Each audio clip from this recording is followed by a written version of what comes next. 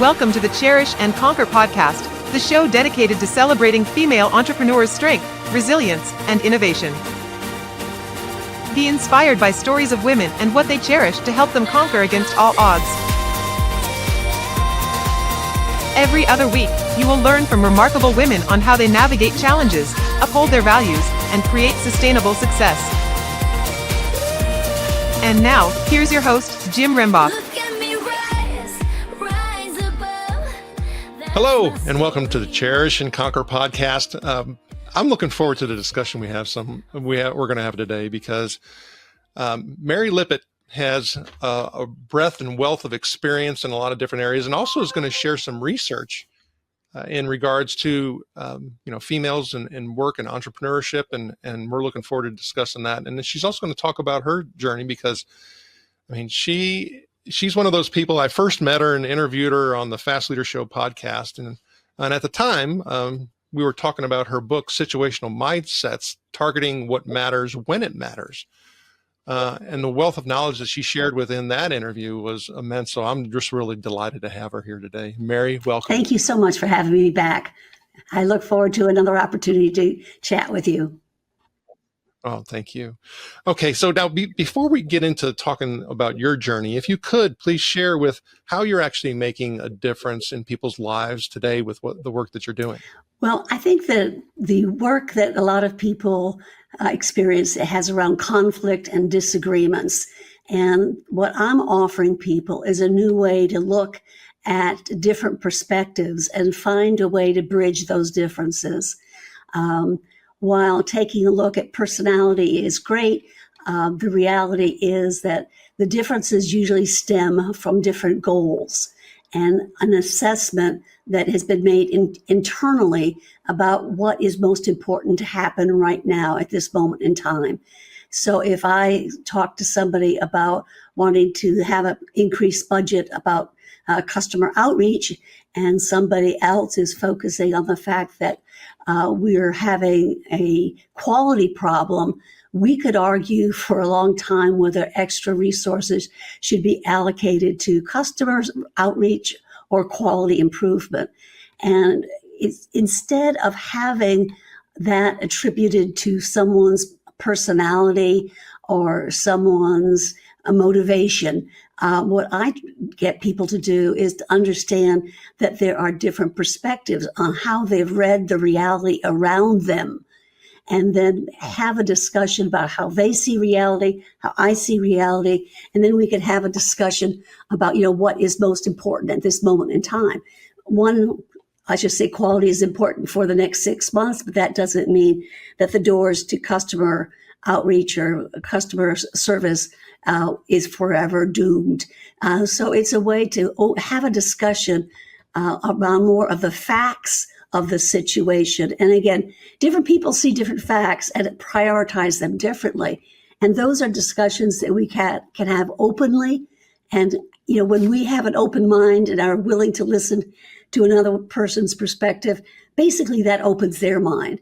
So I'm offering a different way of having the discussion and setting goals and priorities that sidesteps this assumption that someone else has maybe an agenda or something. I encourage people to look at the realities, discuss the realities, and then jointly bridge and find solutions.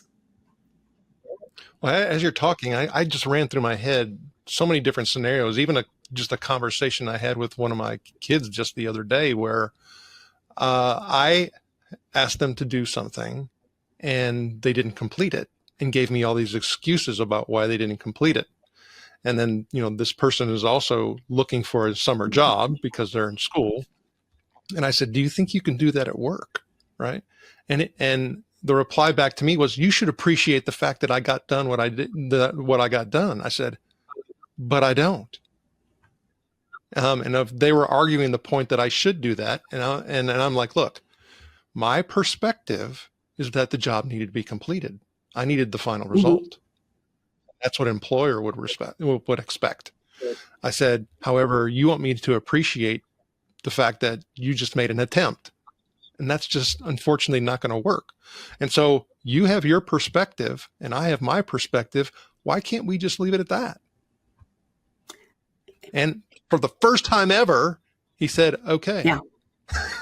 And again, I think that it was, I think we use the word miscommunication too liberally, because I think it really isn't necessarily miscommunication. It's the fact that we're talking past each other. And what I'm trying to do is to bring some of the mindset expectations, the desired outcomes. I mean, let's use your example, from your son's point of view, he'd done a lot. He started what you asked him to do. And your goal was not just for him to start, but to complete. And again, I think that kind of openness can reduce defensiveness, argumentation. And it's interesting to me to see that in our school systems, we teach debate. We don't really teach listening. We don't really teach probing for another person's perspective. And I think that has caused us to assume that communication really is mostly debate or arguing or some kind of defensive maneuver or some extrapolation of some data to, quote, justify my position, when, as your example shows, it just needs to say, what were your expectations? What's your mindset? And then we can go from there. And I think there's also the other factors that start to come into play is, existing stress and pressure. Because while I may be willing to listen, I may be, open-minded to other people's perspectives. I got a deadline. I got to get this done.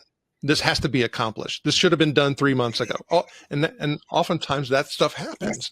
And so I think there was one piece of research that I found that said something to the effect that our IQ drops about 10% when we've got to go to the bathroom, because that's all we're thinking about. Yeah. I do think that we get focused on something. And just from my perspective, I have wanted somebody to do something, and I had a timeline in my mind. And frankly, the timeline was to serve me.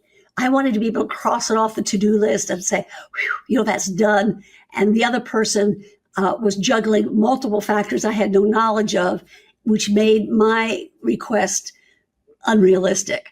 So I think we need to be able to express more of our expectations and our sense of priority, and then listen to theirs. Actually, of course, the best way is to listen first and then express ourselves. But sometimes I don't follow that advice. Want more insights from female entrepreneurs? Get complimentary access to Marina's Army for additional tips, tools, and tactics from this episode. Just go to Mirina.ai and click Community for access. Now, let's get back to the conversation. Well, but I think you brought up what is a very important practice. It's that we inquire, we probe, we ask, the questions to gain the perspective. And then, like you said, it's like, well, what I would expect, and you share your aspect of it, because that, to me, I think going back to the things as far as what we're trained with, and then social media just magnifies it. We want to get our point across. And then in business, we've even conditioned that as well. It's like, you have to sell the idea and get buy-in. It's like, and all of those things can be counterproductive. Yes. And I think, again, if we go back to the fact that we've been taught more debate, while the other person is talking, instead of my fully listening to that person, I am spending some of my mental energy coming up with a retort or a response. And so, again, I think that we frequently don't listen as well as we should be listening, whether it's a nuance, whether it's some body language that could help us.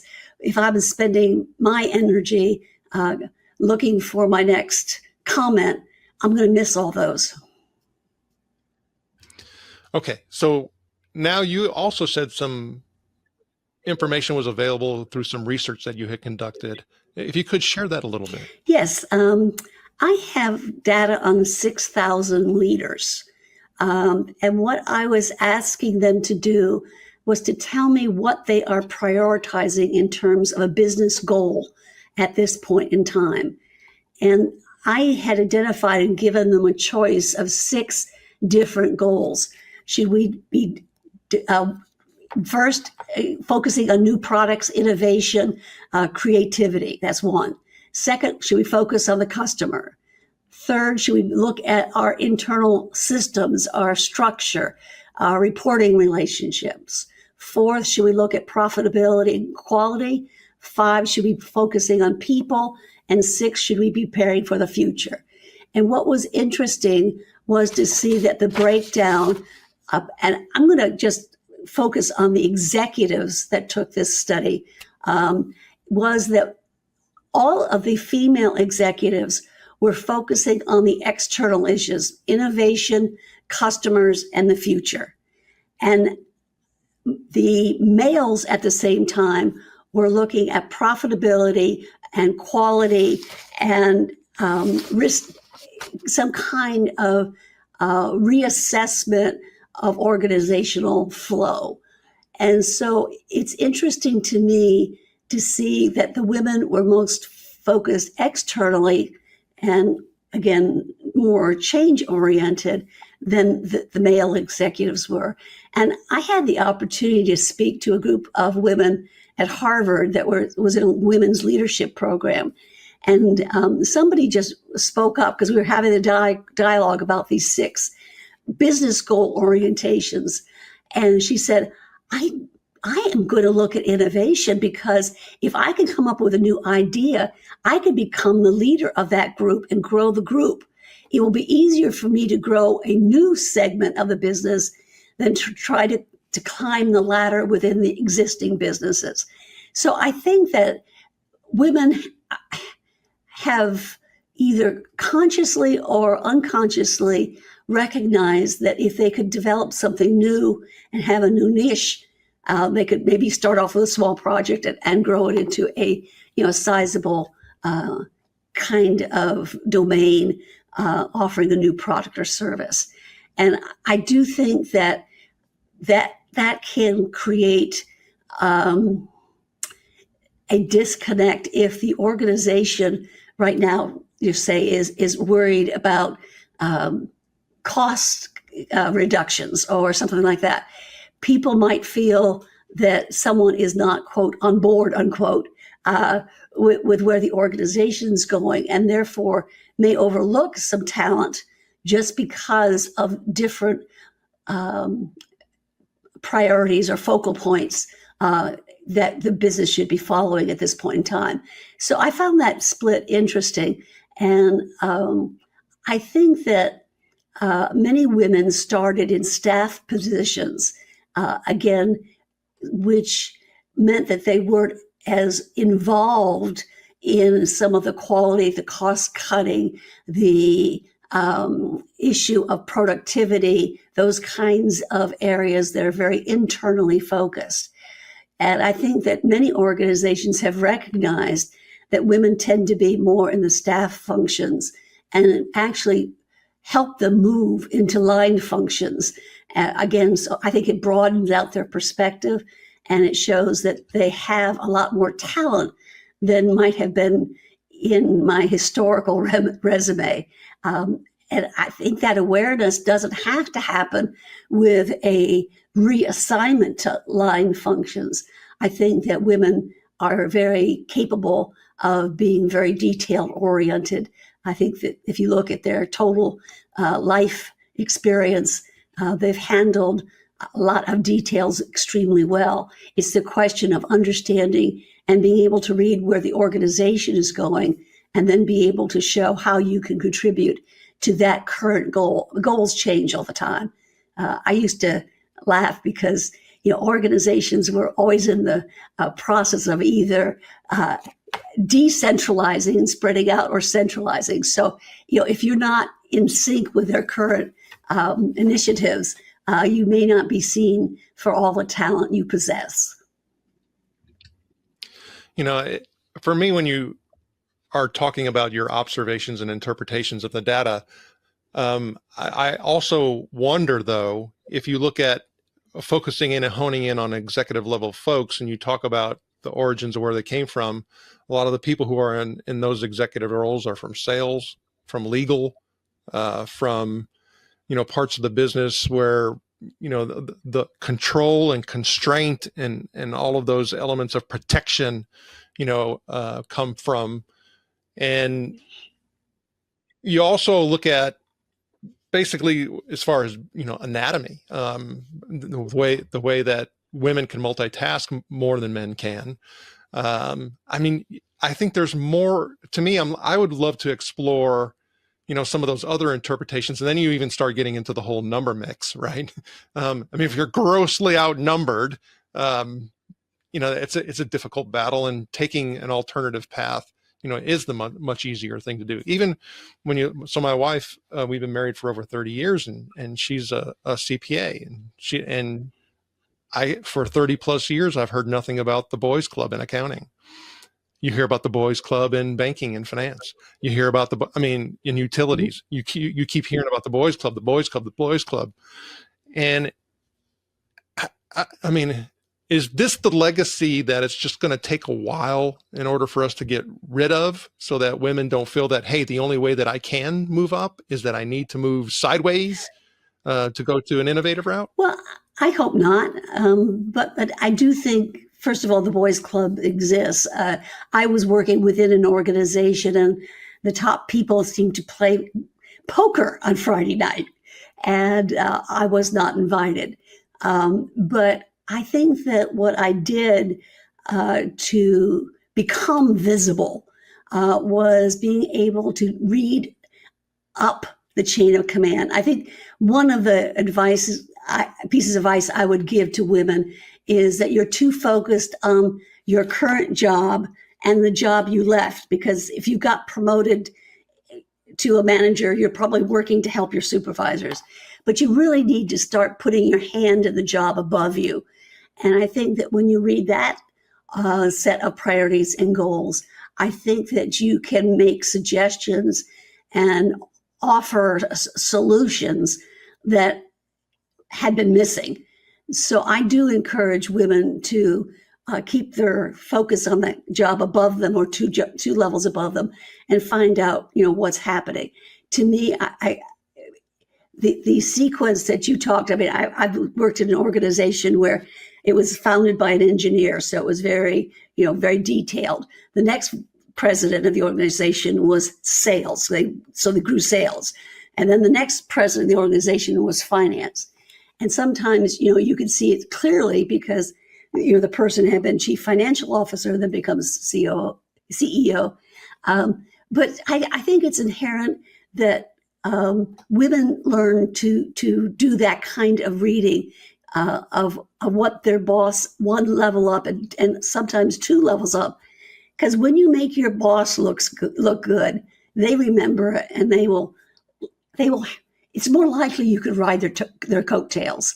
So I do think that a focus on organizational strategy, organizational initiatives that are being pushed can serve women extremely well. Yes, we need to look at their personality. We need to look at a lot of different things, but I don't think that we're looking enough at their organizational business goals. Okay, so let's think about this. So we were talking about corporate and females being able to operate and be effective in those particular areas and the path that they take. But let's talk about in what you've even experienced. I have an entrepreneurial situation. I don't have executive teams, right? It's me. I'm the leader of the organization. And maybe even a solopreneur. So when you start taking this data and you start being able to apply these insights, to those types of ladies, what would you glean from that? Well, I would say that a solo person or a small business person is literally juggling most of these mindsets all the time. I mean, when it's the end of the month, you have to pay bills, you're going to focus on different items than when you just saw 5 people walk in a retail shop door.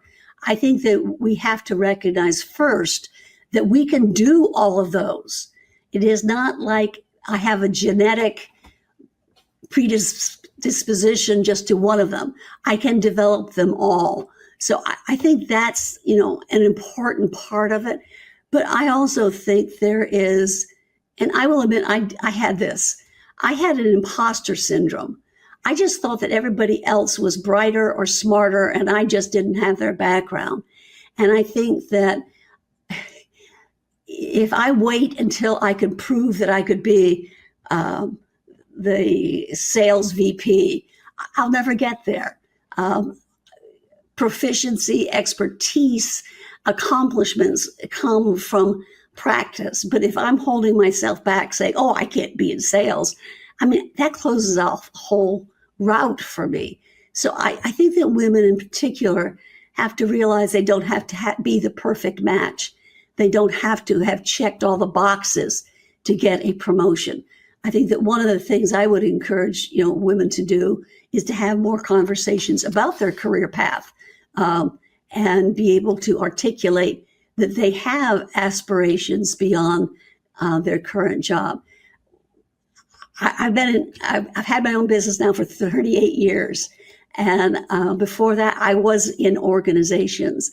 And I'm aware that certain people way back when couldn't get a job because the assumption was the woman could not travel because her family commitments at home. I think we've gone by that, but I think it wouldn't hurt women if they're willing to travel to be able to make that a clear statement when they are discussing their career goals. I would like women to be able to ask for shadowing opportunities. Can I have a day off once a week for this month to shadow somebody so I can learn what another opportunity is? And I will tell you that the best thing I ever did when I was working for county government at the time, I wasn't in private sector. I found somebody who I admired, and I walked up to him and asked him, would you be my mentor? I didn't wait for a formal mentoring program. And I was getting ready to make a proposal to the VP of HR. And I was so thrilled when my mentor told me that the proposal I was making was the exact opposite of what he had proposed to become the vice president of human resources. And that little tidbit of knowledge helped me quite a bit. And I think that if I wait for someone to approach me, I may wait too long. But I also, when I asked him to be a mentor, I asked specifically, I would like to spend an hour a month with you. And so it wasn't seen as a overly burdensome new commitment for my mentor. So I think that we can do a lot more. I think we need to learn the language and the vocabulary of maybe a line position. I think we need to have more exposure to it. There was one organization I worked with as a consultant where they let their mentees or proteges actually sit in the back of strategic planning sessions. If I am a trusted employee, what can I observe knowing that I will maintain confidence, that I will not be interrupting the flow of thought? I think there are opportunities to expose women that women are not taking advantage of. And I think that they can accept the fact that a man who just got a promotion probably doesn't have the skill set all pat either. Well, and even going back to, like you said, your 30 years of experience and referring to how do I get the opportunity to get in some type of, mentor mentee, relationship? How do I, gain other perspectives? That's exactly why we created Myrna's Army. A community, because having those discussions when you don't have anybody to go to are still needed. Yes. You got to do them, because it will help you, kind of like what you were referring to, maybe get over that imposter syndrome. It'll help you maybe to validate something you were thinking about. It'll help maybe, through collective knowledge share, open up some thinking that you never had a pathway, to before. So those are critically and vital. So here's what I'd like to know is, what inspired you to start your own business 30 plus years ago, and how does it align with the concept of cherish and conquer? Well, I think that I started because I found that doing what had always been done got what we've always accomplished. And I saw opportunities, and I thought there was a way to share new perspectives that would be quicker in delivering results, because I think that the more I can say, even if I'm in a staff position right now, I actually said this was one of my pitches. I reduced the number of labor complaints, and I increased the number of winning in arbitration because of a program and some information I shared. I need to try to articulate not only what I can do, but what I have done. And again, there was a assumption in one of the organizations I worked with that the first thing I had to do was to identify my boss's car in the parking lot, make sure I got there early and left after him. And of course, those kinds of things are outdated and don't necessarily have anything to do with results. So I'm trying to stop the assumption. There was another career advice in that organization. Walk fast in the hallways, be seen in the hallways, always carrying paper and walking fast. And I think it worked for some people in that organization way back then. But there's nothing that says that a woman couldn't volunteer to be on a task force. And that way she becomes visible, she becomes known, people become more comfortable with her, and she's learning. She is getting into a new area, expanding her expertise, expanding her network. And yet, I understand that we're all so overworked that we may not want to take on a new task force temporary assignment. But I do think women need to look for those opportunities and make the assumption that they've accomplished so much in their life already that there's a lot more that they will accomplish. It isn't a matter of having 100%, being able to walk on water kind of thing. We have the skills and we can gain the knowledge. And I think that kind of confidence pays off. Okay, so help me dial the back and get an understanding. So that was a huge decision 30 years ago for you to decide to go out on your own.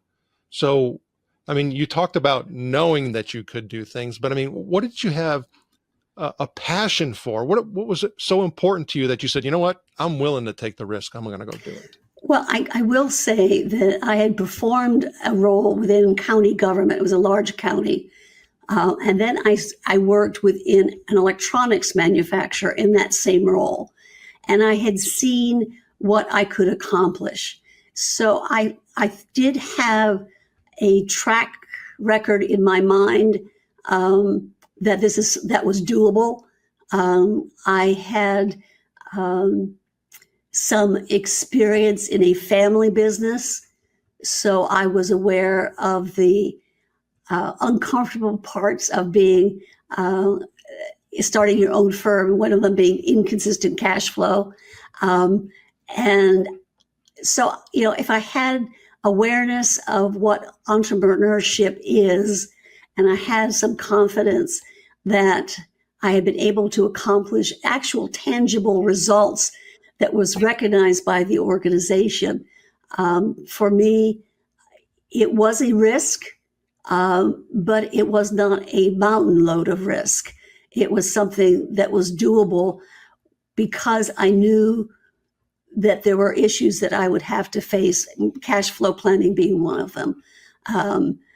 In an organization, I probably had not written the request for proposal as much as I had to do as in my own firm.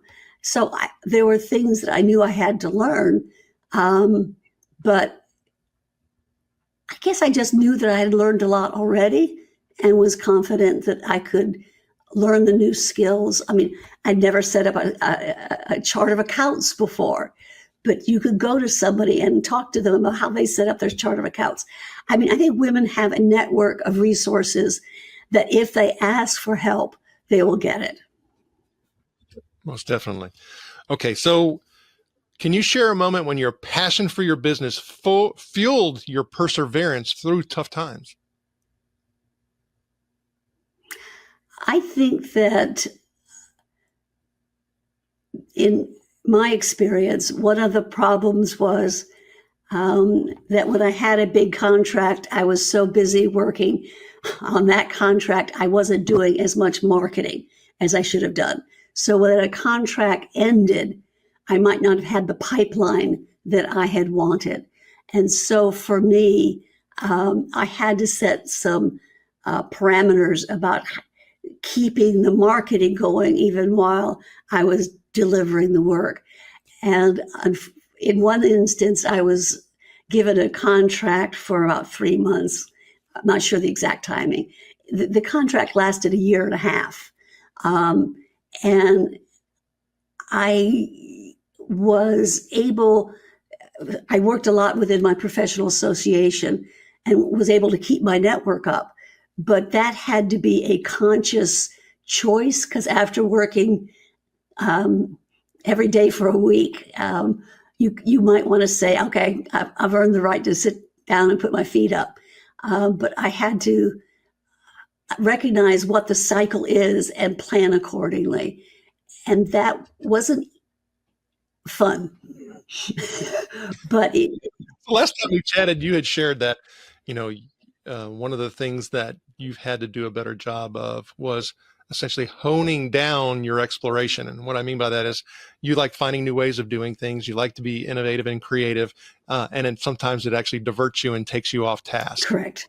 How have you been able to manage that? And we know you never get back to perfection. It's always a struggle. So how do you manage that challenge? I think it is by staying alert to all of the aspects of a business. But I will admit, I'm writing a new book right now. For the first time, I'm writing it as a fable. And while I'm writing, I find it very difficult to do some of the other aspects I need to pay attention to. It's almost like it's such an internal process writing that it's hard for me to do some of the external things. So I think I've gotten enough of a network now that it's not as critical if I focus for a long time in one area. I think I have the skills of the network now to be able to pick up that area that had floundered a bit and bring it back up pretty quickly. But I do think that when you love doing something, you do tend to want to do it well and to focus on it because it's the fun part. I mean, taxes to me, hideous. Balancing checkbooks, not fun, but I know I do them because I know what the cost would be if I, didn't do them. So it is setting an awareness level of the fact that I can have different priorities at different points in time and I can switch as long as I keep monitoring the situation. I talked to you about my book, Situational Mindsets. I really want the mindset to be about the realities around me. It doesn't mean I don't want to look at, personal style or motivation or traits or any of that kind of thing, but I have to keep an eye on the business. And I don't know that women have always given themselves the opportunity to focus on the immediate need, the immediate crisis, and yet still stay alert to the wider world of opportunities that they could tap into. So can you share a time and give an example of when you were staying true to your principles and that actually led to a significant achievement or breakthrough in your business? I'm trying to, I think that I was working for a government agency that had a huge contract with a large defense contractor.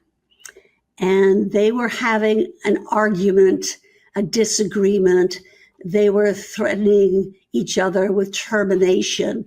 And I certainly knew who my client was. It was the governmental agency.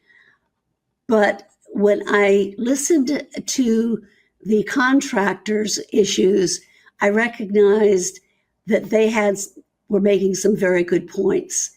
And so I chose to find a middle ground rather than completely support my client. And it was wonderful. Within, I think it was 6 hours, they came to a new agreement and everything was fine. It was, but I had to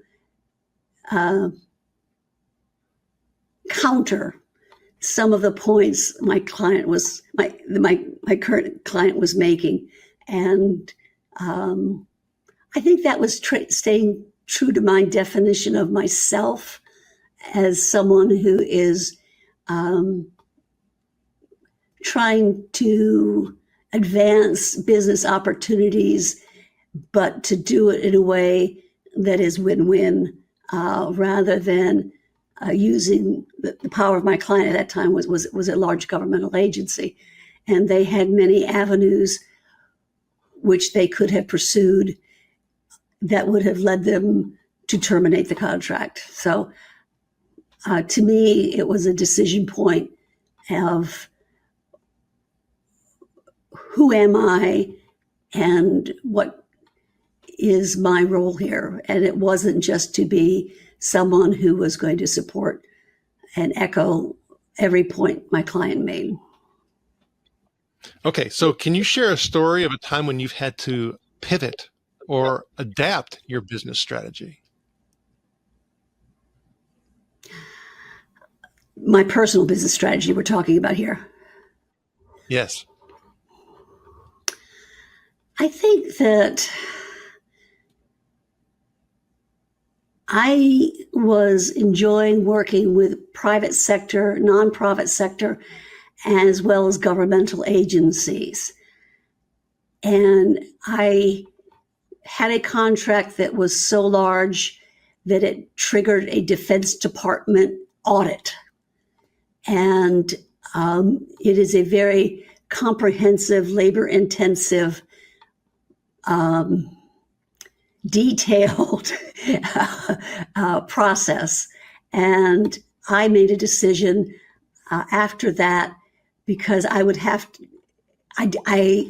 to create actually 2 sets of books, because what the private sector determines is development is not necessarily what the public sector defines. And I was cleared of the Defense Department audit, got great reviews, but I was also told I had to set up 2 different accounting systems.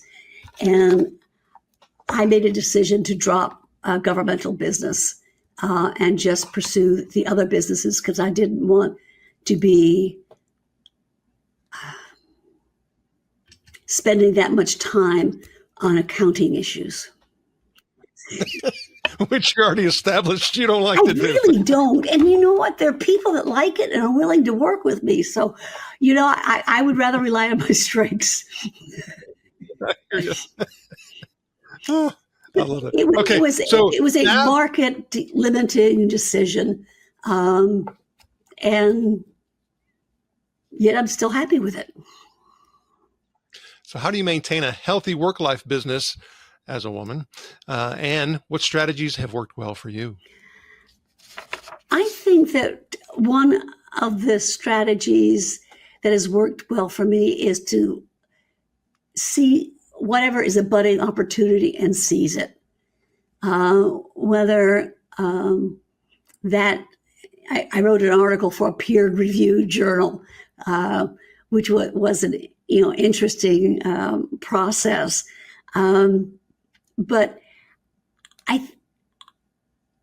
I want to stay focused on my growth, the expansion of my knowledge, the ability to help others achieve their goals. And I have to constantly tell myself that I have too many expectations of myself. So I have found that developing my to-do list kind of thing, I know I have to include more time for family or more time for personal growth or something like that. As I just got back from a trip to Chicago to visit my grandsons, you got to plan that in because otherwise you get on a treadmill and those treadmills can last a long time. Most definitely. Enjoying the show? After joining Marina's Army, subscribe and share the Cherish and Conquer podcast on your favorite platform. Thank you. Now, back to the show. Okay, so now we got an opportunity to go through our speed round, which is our breakthrough blitz. Are you ready to help us break through? I'm going to do my best.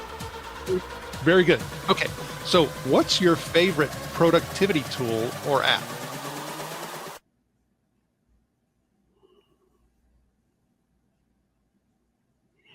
I'm afraid I'm going to say accounting records, sales, kinds of metrics.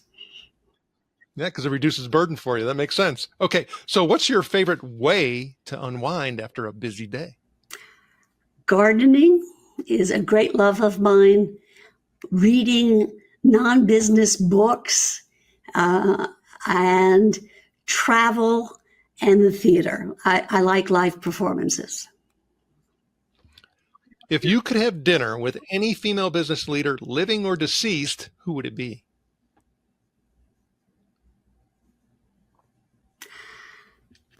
I'm afraid I'm blanking on her name, but she was the former head of Girl Scouts, and she's written books, and she reorganized the Girl Scouts. So I think if I was talking in terms of volunteer professional organizations, her name begins with an H, and I'm sorry, but I can't recall it at this moment. It would be her. That's okay. I think that there are some women who I know who have started businesses and grown them, and it would be fun to have a dinner conversation with them to find out as they look back, what they would do differently. I love asking that question of people. I think that we focus so much on success stories that we don't always ask the questions of what did they learn and what would they do differently. So that would be sort of fun. I mean, Madeleine Albright would be somebody she accomplished so much as a Secretary of State. There are, obviously a lot of women who have been successful too, but I think that women who've handled the complexity of so many competing demands would be the people I would really seek out.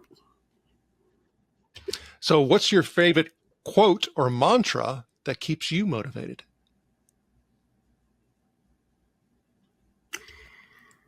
Leadership is about getting other people to do what you want them to do, thinking that they want to do it.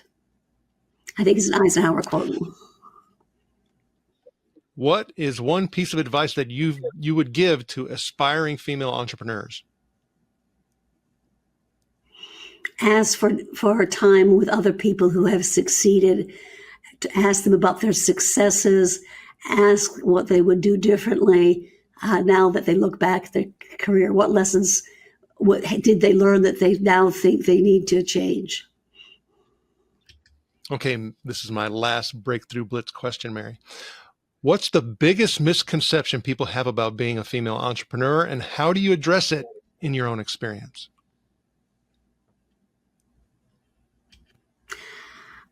I think the biggest misrepresentation or assumption that people make is that women are people pleasers and that they are not about results.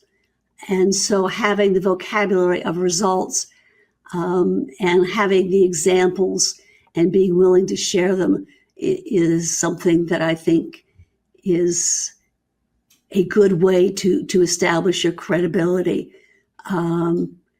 I really think that I've been helped by having advanced degrees. I also have been helped because I think I made a very concentrated effort to learn the business realities of my different clients.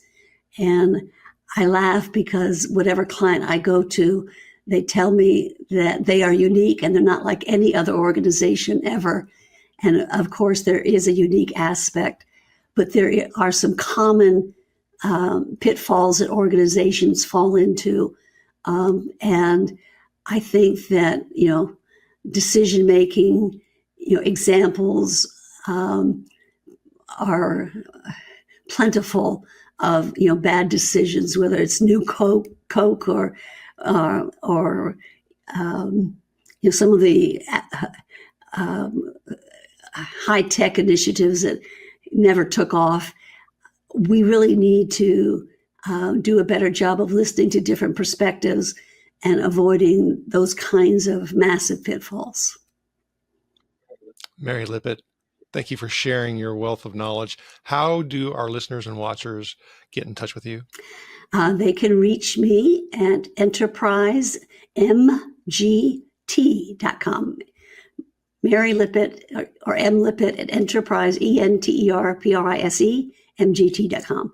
And in October, I will be publishing my new book, Leadership, Saving the Herd. It's a fable about executing complex change. Mary Lippitt, thank you for sharing your knowledge and wisdom. Thank you for having me. It's been fun. Thanks for tuning into the Cherish and Conquer podcast from Marina.